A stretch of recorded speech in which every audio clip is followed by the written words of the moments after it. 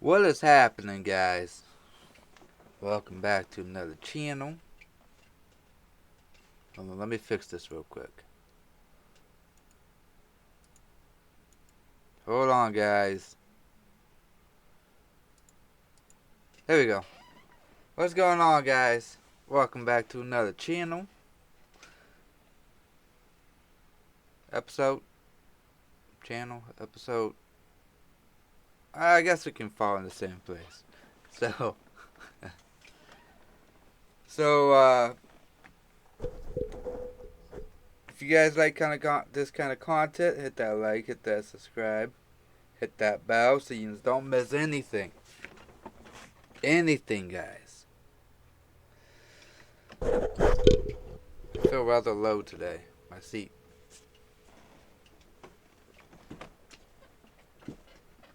Nope, it's up. I don't know. Maybe my seat's getting.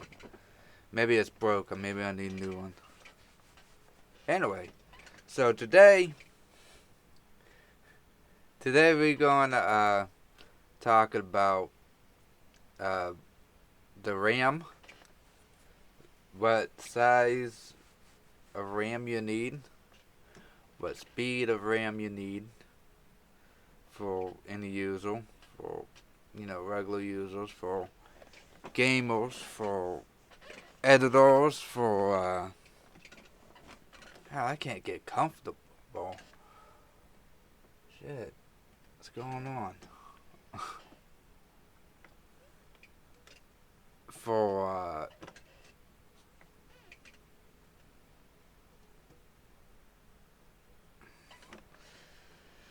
so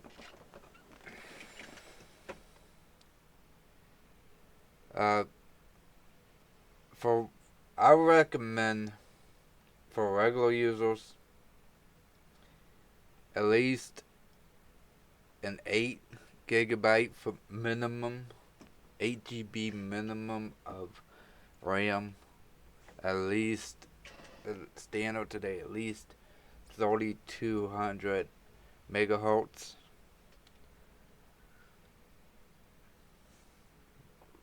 It's cold today and it's rainy.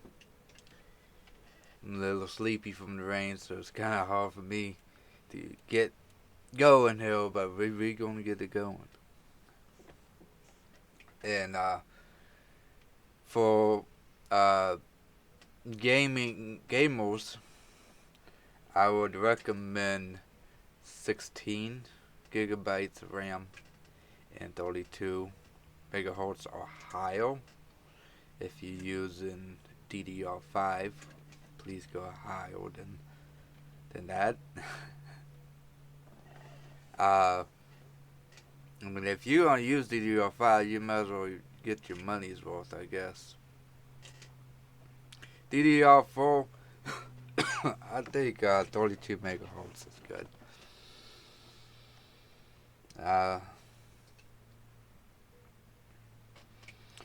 32 gigabytes of RAM. If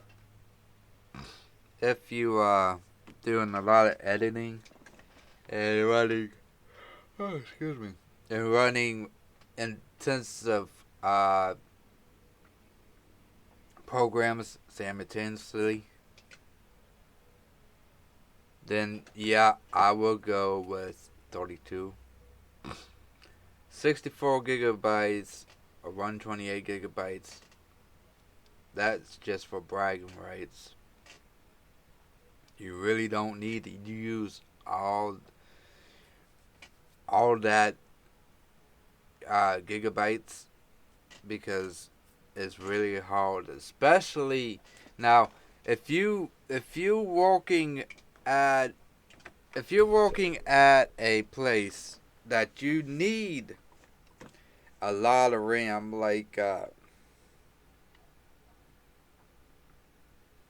don't know, some Hollywood video editing or really intensive shit editing.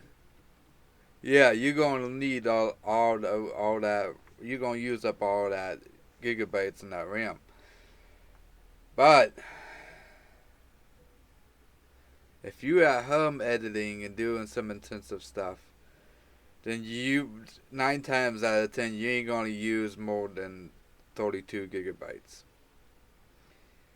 Sure, 64 gigabytes or 128 gigabytes will help. It'll free up and it will make it smoother. At least what I experienced. Uh, but other than that, it's just pretty much for bragging rights.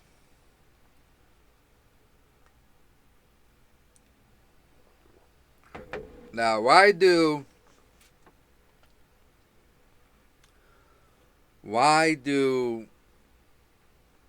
editing uses more RAM than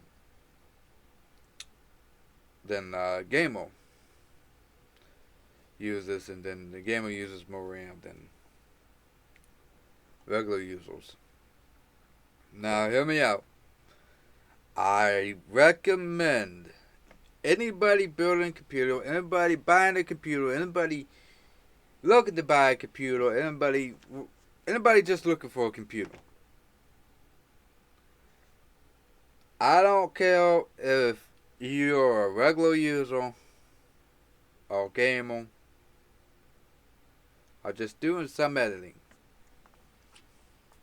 I recommend the baseline that you should get is 16 gigabytes of RAM. Don't get 8 gigabytes. 8 gigabytes is not, nowadays, it's not enough. Nowadays, it's not enough. 16 gigabytes is plenty. It's the sweet spot to where you need to start at. Then later on, if you want to upgrade or have somebody upgrade it for you or whatever, then you can just add more to it. If you know, the computer or laptop or whatever allows you.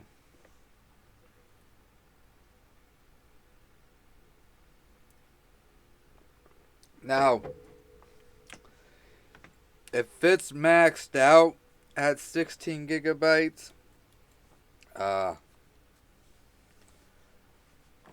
yeah, you ain't gonna be able to upgrade that. But I recommend,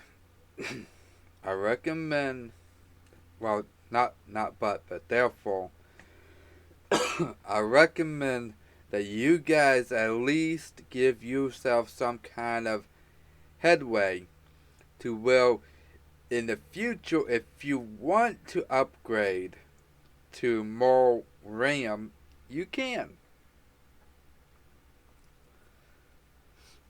Like I think I got 64 gigabytes in my RAM in my computer. I can upgrade that to 128 gigabytes anytime I want. Although I think I might go with a faster and better faster RAM if I'm going to upgrade it to 128 gigabytes.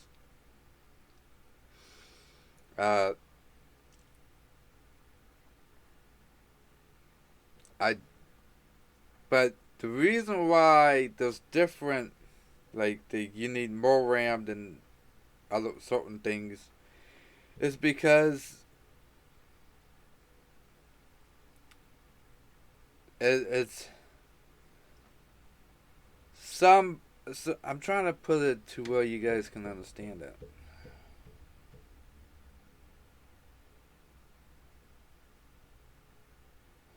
Let me think, yo.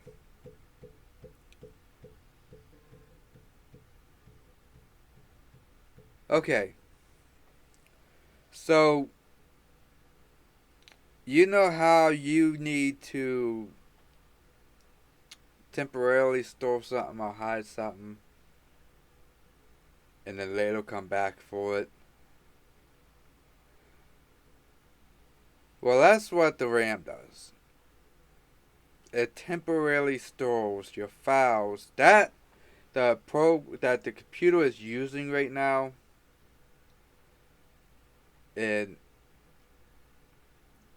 it comes back for it whenever it needs it. Meaning it RAM is random access storage. Meaning it's random. It don't know when it's going to need it, but it knows it's going to need it sooner or later, so it comes back to it. And then it snatches it out, then the processor snatches it out of the RAM and be like, hey, program or application, you need this to do this. Here you go. Once you're done, give it back to me, and I put it back into the random access storage. That makes sense?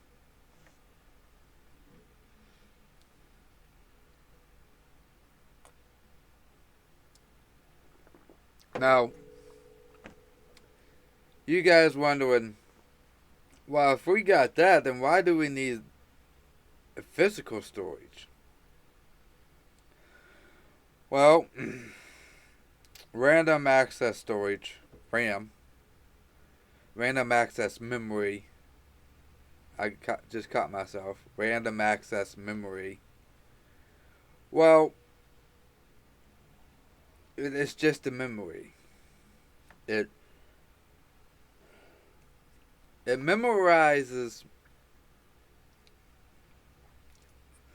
like it will store random, it will store temporarily, but it's just the memory of that storage.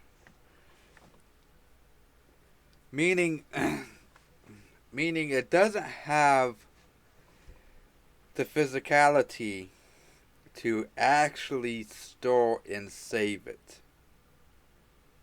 It can only store and temporarily hold that into its memory. Meaning if this computer is one big brain, which it is, CPU is the actual brains of the computer. But the CPU would do the thinking of the brain.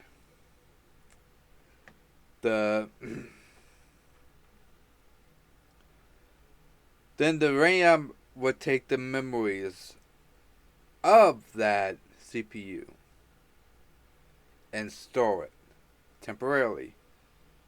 And when I mean temporarily, when you turn off your computer, sure, your BIOS will still be saved because of the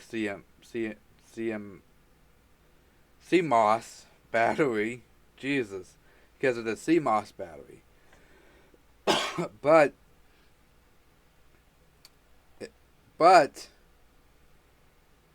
whatever application that was in the RAM is not there. That's why when you load up an application, it takes a little bit longer because of what the RAM has to do. But anyways, back to the brains. The RAM will be the memory lane. Holds all the memories of what the CPU needs it to memorize. And then the SSD, the storage, the physical storage, it is the notes. They'd be like, the CPU is like, hey, we need this saved. Okay, I got you. Let me write it down on paper. Yeah. I don't know how we got to how every component works, but does, but we did. Some good shit here, guys. Don't miss it. Don't mess up and not hit hit that subscription and the notification and the notification bell and the like. Don't mess up and don't do that. Don't mess up and not do that because you miss good shit like this. So make sure you hit that stuff.